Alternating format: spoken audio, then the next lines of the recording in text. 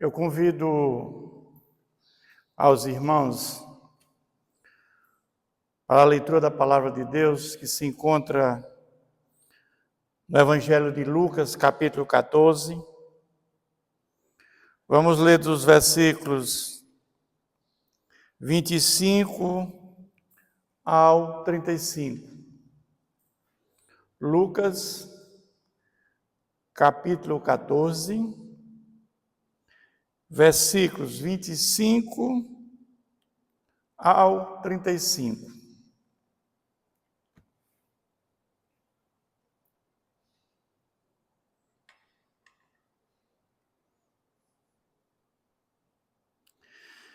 Grandes multidões o acompanhavam, e ele, voltando-se, lhes disse: Se alguém vem a mim e não aborrece a seu pai e mãe, e mulher, e filhos, irmãos e irmãs, e ainda a sua própria vida, não pode ser meu discípulo.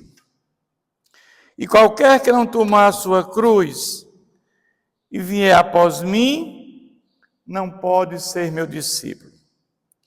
Pois qual de vós, pretendendo construir uma torre, não se assenta primeiro para calcular a despesa e verificar se tem os meios para concluir? Para não suceder que, tendo lançado os alicerces, e não a podendo acabar, todos que a virem zombem dele, dizendo: Este homem começou a construir e não pôde acabar. O qual o rei que, indo para combater outro rei, não se assenta primeiro para calcular se com 10.000 homens poderá enfrentar o que vem contra ele com 20.000? Caso contrário, estando o outro ainda longe, envia-lhe uma embaixada pedindo condições de paz. Assim, pois, todo aquele que dentre vós não renuncia a tudo quanto tem, não pode ser meu discípulo. O sal é certamente bom, caso, porém, se torne insípido, como restaurar-lhe o sabor? Nem presta para a terra, nem mesmo para o monturo.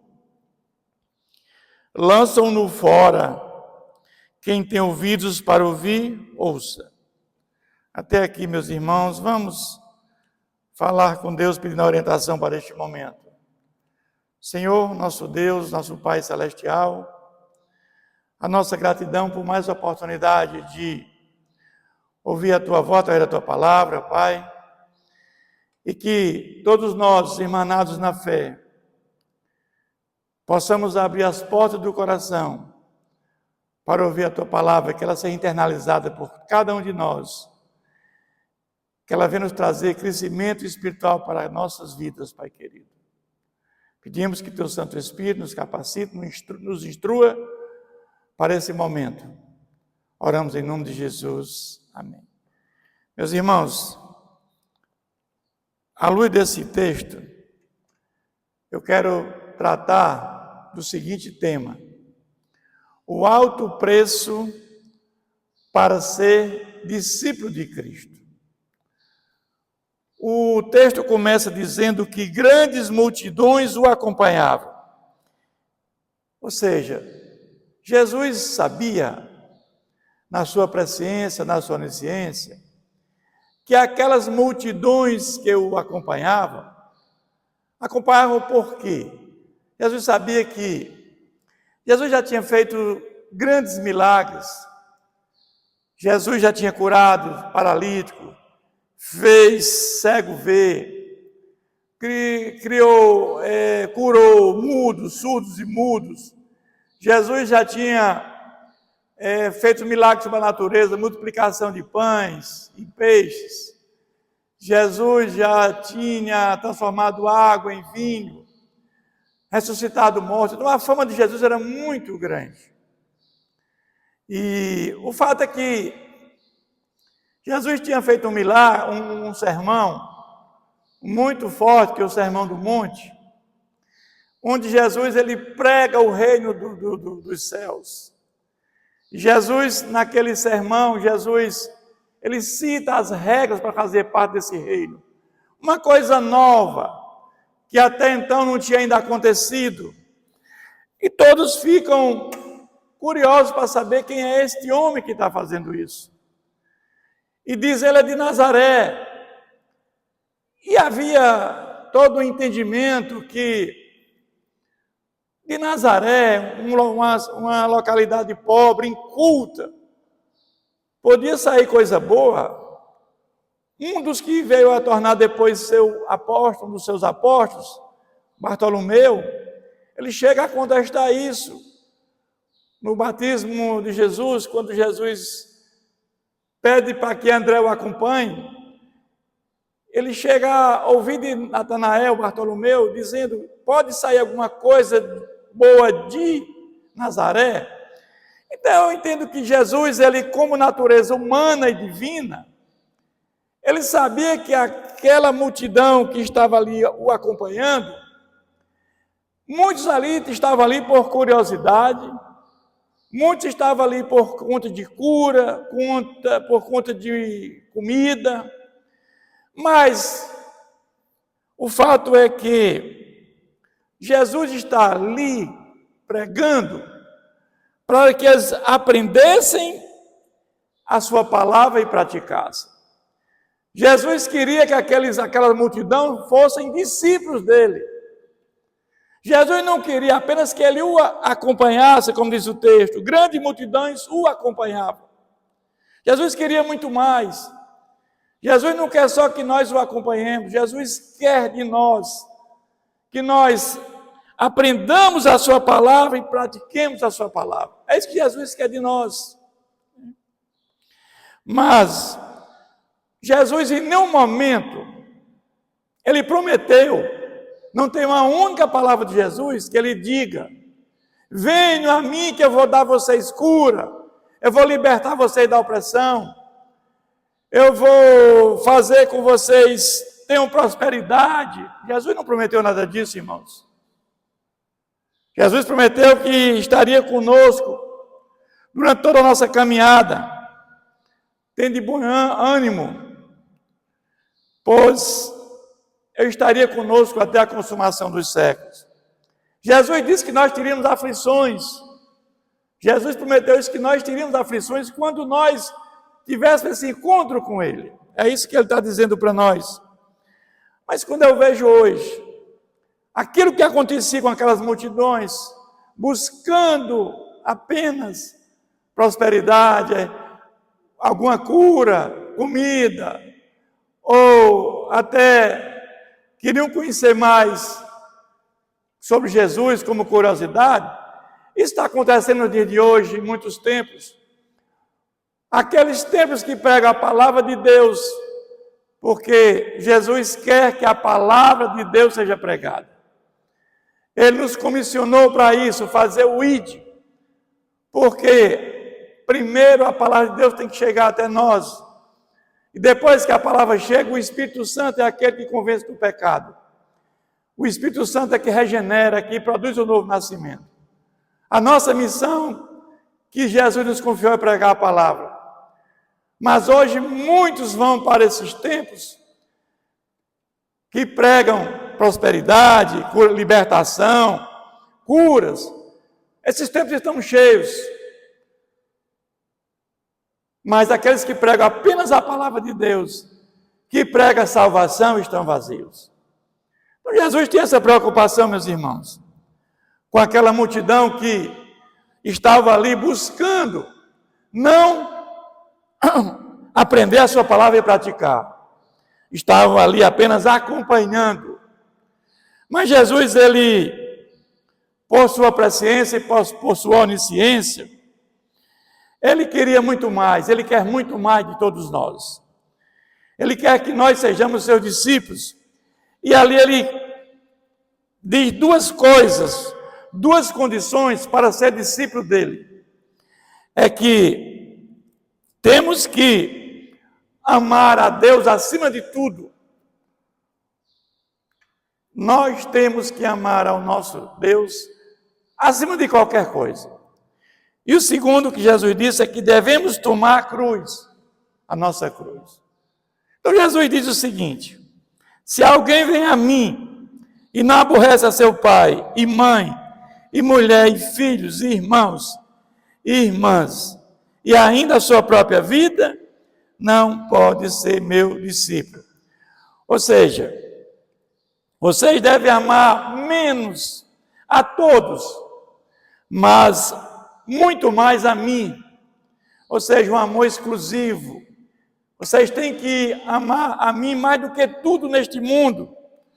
E quando vocês amam a mim, o amor de vocês vai fluir para todos. Ou seja, quem ama Jesus guarda a sua palavra. Quem ama Jesus vai reconhecê-lo como Senhor e Salvador da sua vida. Porque através da crença em Jesus Cristo, quando colocamos a fé em Jesus Cristo, é que teremos salvação e vida eterna. Ou seja, aquele que não aborrece, ou seja, que ama menos, a Jesus, esse não será meu discípulo. Você tem até que ainda a sua própria vida não pode ser meu discípulo. Nós temos que amar menos a nós mesmos do que o próprio Jesus. Aí Jesus está começando a dizer: vocês, multidão, que estão aqui só para me acompanhar, que vocês não estão aqui para aprender e praticar a palavra de Deus. Vocês precisam ser meu discípulo. Porque a principal coisa que eu estou aqui falando é a palavra do Senhor, do nosso Deus. Mas ele dá outra condição, a segunda condição, é que qualquer um que não tomar a cruz, se vier após mim, não pode ser discípulo. Tomar a cruz é uma decisão irreversível, irmãos. A cruz naquela época de Jesus era o símbolo de sofrimento. Porque quem ia à cruz era um condenado, era um degradado, era uma morte humilhante, morte de cruz. Mas tomar a cruz, muitos entendem que são nossos problemas diários. Ah, pastor, a minha cruz é muito pesada. Eu tenho um filho excepcional. Eu tenho um filho que tem problemas graves de saúde. Oh, meu marido tem um problema de saúde muito grave, está com uma doença degenerativa. Ah, lá em casa muitos perderam os empregos. Oh, pastor, é muita coisa. Não tenho dinheiro suficiente para bancar minha vida. Jesus não está dizendo isso, irmãos. Isso não é tomar a cruz. Tomar a cruz, Jesus está dizendo, é que você tem que morrer para o mundo, morrer para o pecado, seguir a Cristo, viver para Deus. Isso é que Jesus está dizendo, tomar a sua cruz. É seguir a Jesus. É isso que Jesus está dizendo. Encontrar em Jesus o deleite da sua alma. Não encontrar prazer na vida mundana. Entregar sua vida nas mãos de Deus. Mas muitos pensam que seguir a Jesus é melhorar de vida. Jesus não prometeu isso. Porque, com certeza, nós vamos encontrar muita dificuldade em seguir a Jesus. Muitos dentro da nossa própria casa vão nos odiar, vão nos detestar. Quem foram aqueles que foram inimigos de Davi? Foram da sua própria casa, seus irmãos de sangue. Quem foram os inimigos de José? Foram da sua própria casa, os seus irmãos. Então nós vamos entender que nós vamos ter dificuldades dentro da nossa própria casa, muitas vezes. Mas as dificuldades que nós vamos encontrar neste mundo, os problemas, nada se compara com a glória do porvir. Quando um dia estaremos na eternidade, no novos céus e nova terra com o nosso Senhor Jesus. Nós estamos aqui de passagens.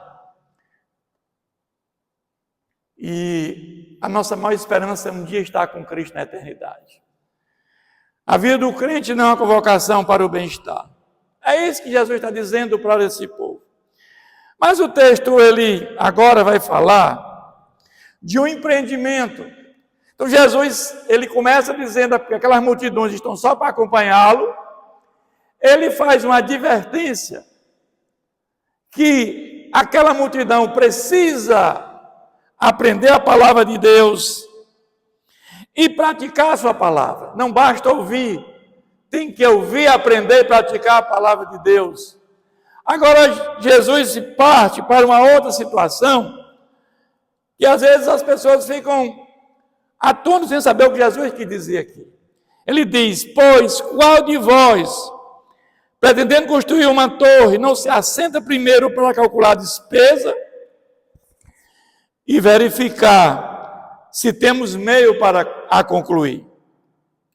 Pois não, para não suceder que, tendo lançado os alicerces e não podendo acabar, todos os que a virem zombem dele, dizendo: este homem começou a construir e não pôde acabar. Neste momento, existe a possibilidade de ponderação: construir ou não essa obra? O que Jesus quis mostrar com esse trecho? Jesus fala de acompanhar, de ouvir a palavra, de praticar a palavra, e agora Jesus sai agora com uma condição de construir uma torre. O que Jesus quis dizer com isso, irmãos? Jesus está falando aqui uma alegoria entre uma obra física e uma obra espiritual. Jesus é o exemplo de uma obra acabada. Ele vai dizer: para este homem começou a construir e não pôde acabar. Jesus é o exemplo de uma obra acabada. Por quê? Porque quando lá no princípio, quando não existia matéria, lá só existia a Trindade, Pai, Filho e Espírito Santo. Já sabiam que quando criasse a nós, seres humanos, quando criasse o nosso primeiro pai, Adão e Eva, nossos primeiros pais, eles iam cair, iam pecar, por desobediência a Deus, e o salário do pecado é a morte, e todos nós teríamos a morte eterna. Então, naquele momento, antes de Deus fundar o mundo, criar o mundo, já tinha traçado um plano de salvação para a eternidade. Ou seja, antes que nós viéssemos a existir, já existia um plano de salvação para nós. Que Jesus viria, ele encarnaria com natureza humana e divina, 100% homem, 100% Deus. E ele ia iniciar a pregação da palavra de Deus, ia ser batizado para dar o exemplo, iniciar seu ministério, ia efetuar vários milagres para dizer que era o Messias que haveria de vir, que existia na Tanakh, no Antigo Testamento, dizer: eu sou o Messias que viria, que estava previsto lá em Gênesis, da semente da mulher.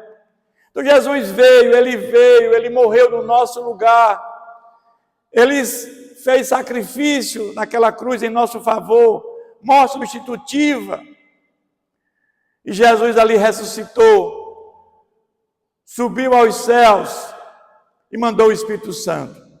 E na cruz, quando ele está na cruz, a penúltima palavra dele é tetelestai, está consumado.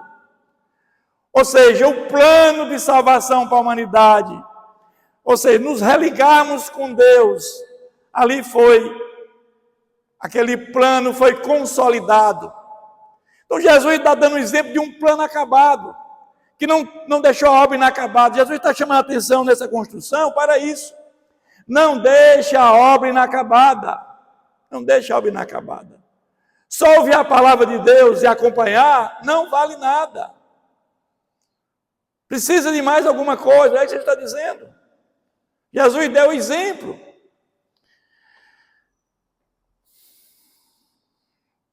Tem coisa pior do que deixar a obra inacabada? Paulo tinha um desejo de deixar a sua obra acabada. Quando Paulo, já na prisão em Roma, escreve para Timóteo, E quando ele diz, combati o bom combate, terminei a carreira e guardei a fé, Paulo está dizendo que a obra que Jesus confiou a ele, quando ele diz que importa sofrer pelo meu nome, ele cumpriu a missão que Jesus confiou a ele, a obra foi acabada. Mas como é que a nossa construção não deve ficar pela metade? Quando ouvimos a palavra de Deus, essa palavra de Deus, ela vai iluminar nossa mente. Nenhum de nós perdemos a capacidade de atender ou não o chamado de Deus.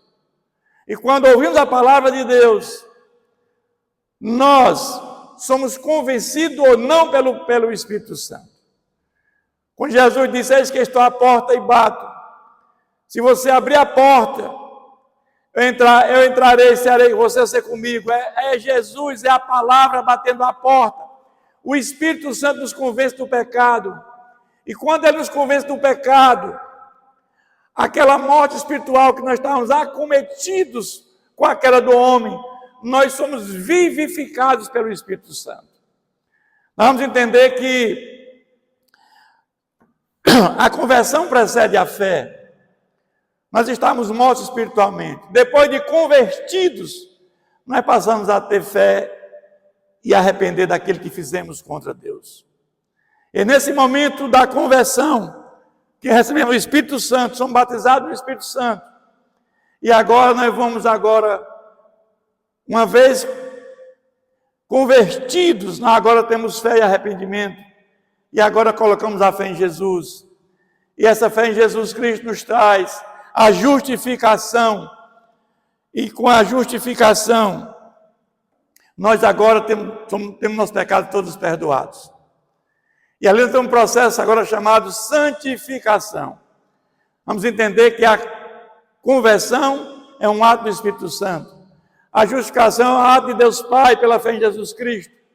E agora temos um processo de santificação, que a partir daquele momento nós somos guiados pelo Espírito Santo até a nossa morada aqui na terra.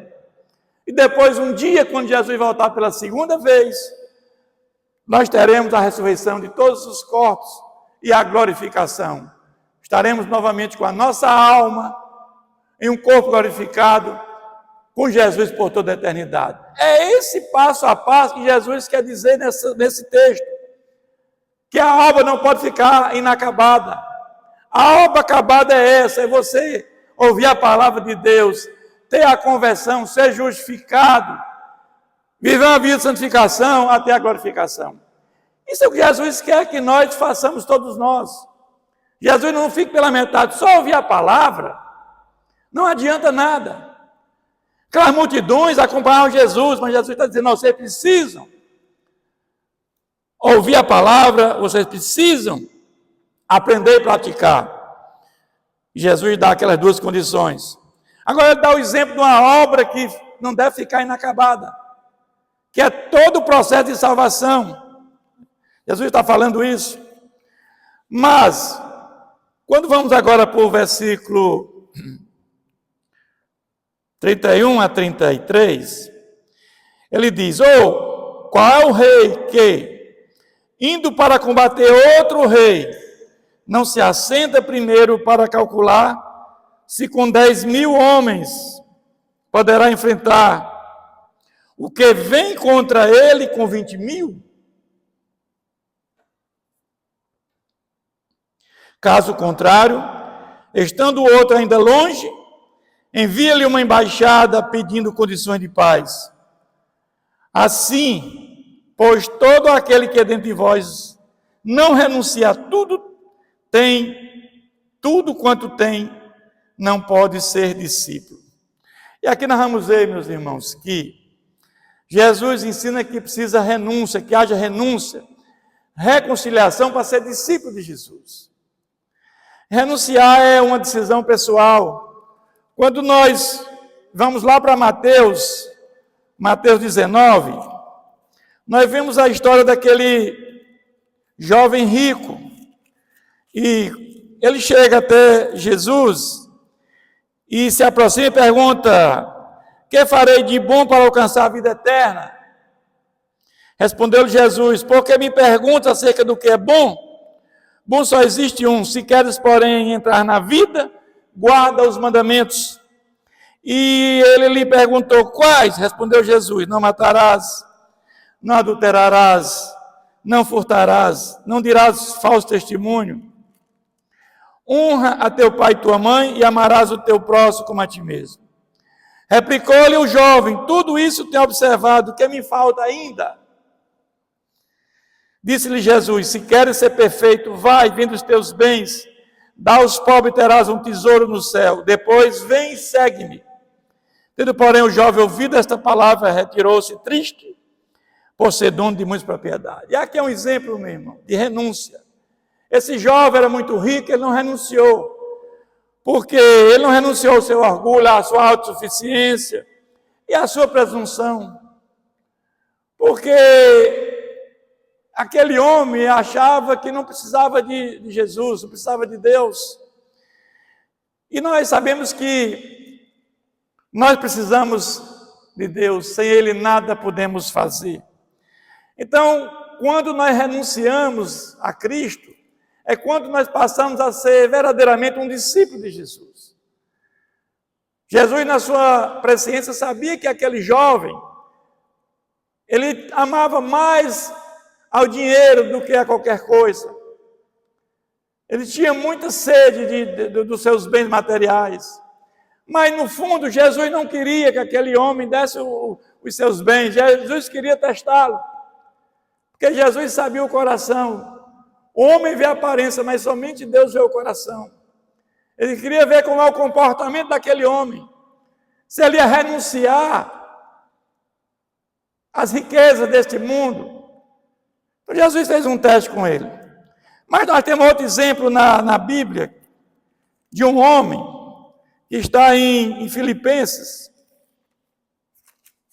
E nós vamos ver a diferença de postura daquele homem para o apóstolo Paulo. Filipenses 3, de 4 a 11, diz o seguinte: bem que eu poderia confiar também na carne. Se qualquer outro pensa que pode confiar na carne, eu ainda mais.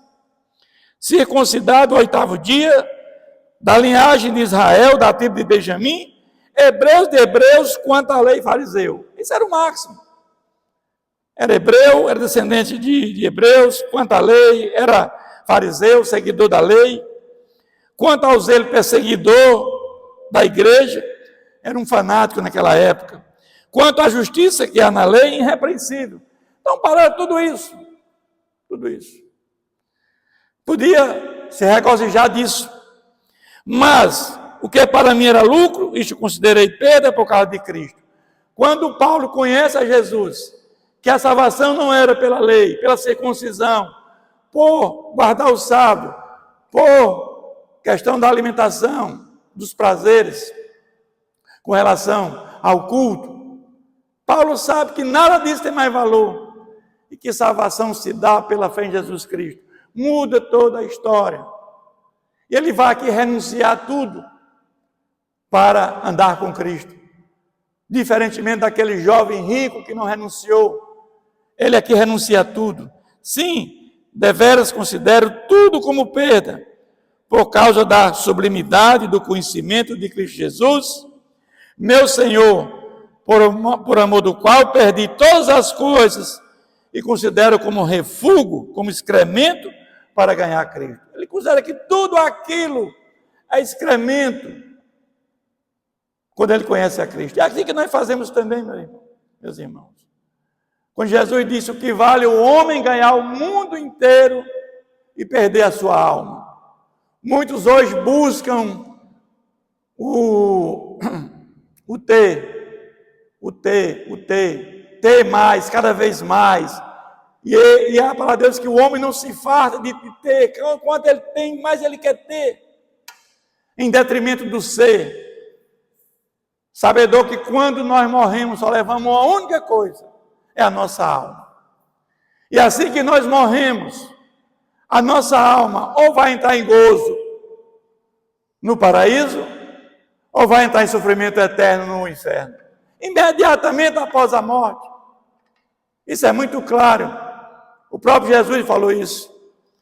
Então, daí o cuidado com a nossa alma, irmãos.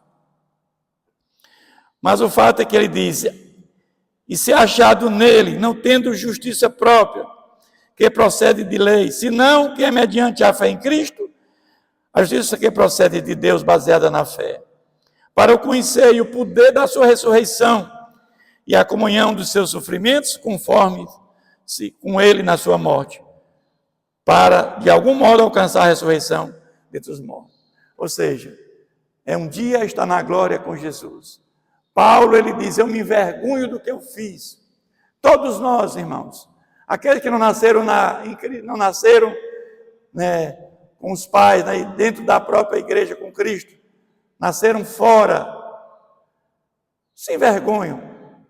Quando nós conhecemos a Cristo já com a idade adulta, todos nós fizemos alguma coisa que não agradou a Deus, sentimos vergonha disso, não tenha dúvida disso. Paulo está dizendo isso. Paulo sente vergonha do que ele fez, ele perseguiu o povo de Deus, os do caminho, aqueles que optaram por Jesus. Então Paulo está falando isso, Mas agora ele vai falar de um trecho muito conhecido na Bíblia, que é nos versículos 34 e 35, que diz o seguinte: o sal é certamente bom, caso, porém, se torne insípido, como restaurar-lhe o sabor? Nem presta para a terra, nem mesmo para o monturo. Lançam-no fora. Quem tem ouvidos para ouvir, ouça. Interessante agora que a sequência foi essa. Jesus, ele fala para aquelas multidões que acompanhavam, e Jesus sente, pela sua onisciência, que eles querem só acompanhá-lo, por curiosidade, ou por algum interesse de cura, de libertação, de comida. E Jesus nos adverte que eles precisam ser discípulos de Jesus, aprendendo a sua palavra e praticando. É isso que Jesus fala naquele mesmo momento. E Jesus, ele dá duas opções ali, que eles devem amar mais a Jesus e tomar a sua cruz, para ser discípulo de Jesus. Depois Jesus fala de uma obra, ele faz uma alegoria da obra física e a obra espiritual, onde a obra tem que ser acabada. E aqui ele dá o seu próprio exemplo da obra que ele veio. O plano de salvação traçado lá no princípio, Jesus concluiu na cruz quando disse: está consumado. Depois Jesus fala da questão da renúncia, que precisa renunciar a Cristo, renunciar aos prazeres mundanos, para ter uma comunhão com o nosso Senhor. Agora Jesus está falando da utilidade de ser discípulo. Você agora, na condição de discípulo, qual é a utilidade de ser discípulo? E agora ele vai dar o exemplo do sal. O sal, ele tinha duas utilidades na época. O sal, ele servia para conservar o alimento e dar sabor. Então, ou seja, deter o avanço do mal, porque o sal é conservar, tinha esse privilégio. E o sal era um produto raro naquela época, porque não havia refrigeração. Então, a conservação de alimentos se dava com sal. Mas se você não salgasse, não colocasse o sal, apodrecia. Jesus está dizendo para aqueles discípulos agora de Jesus: se vocês também agora, vocês são o sal da terra, vocês agora vão fazer, através da pregação da palavra, que eles vão ouvir a palavra, o Espírito Santo vai convencer do pecado, e que ele não venha também apodrecer, não venha se perder, não venha a perecer. Isso é o que Jesus está dizendo, quando ele diz que os discípulos são sal da terra. Nós somos sal da terra. Jesus está dizendo isso, deter o avanço do mal. Jesus está mostrando isso para nós. Mas ele fala também que o sal O sal dava sabor. E aí, quando você é um discípulo de Jesus, você é mais alegre, você é justo, você é uma pessoa cheia do Espírito Santo. Você tem prazer que todos se salvem e cheguem ao pleno conhecimento da verdade. A sua vida muda quando você tem encontro com Cristo. Por isso que nós somos sal da terra. Porque nós, como sal da terra, nós queremos que todos se salvem.